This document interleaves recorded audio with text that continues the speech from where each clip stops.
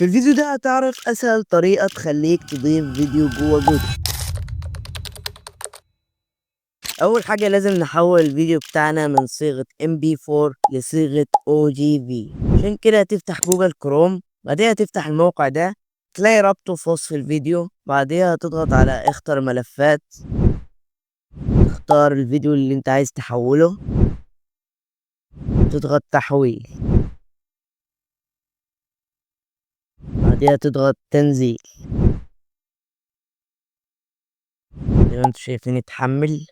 بعدها تفتح جدد وهتفتح المشروع اللي انت عايز تحط فيه الفيديو، وتروح وتختار نوت تو دي سين وتسميها اي اسم. انا هسميها فيديو، تضغط كنترول اس وتحفظها في ملف السينز. بعدها تجيب حاجة اسمها فيديو ستريم بلاير وكاميرا 2D،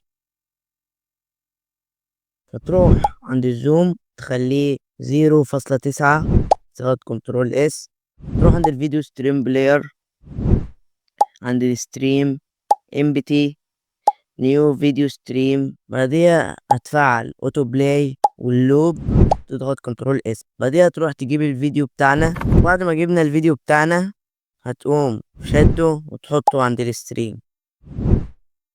بعدها هتحرك دي هنا كده، تروح عند الخيار ده تفعله،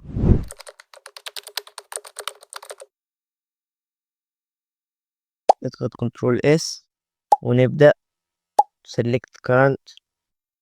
2,000 years later, 2,000 years later, 2,000 years later. وبكده تكون عرفت اسأل طريقة تضيف بيها فيديو جوه جوجل.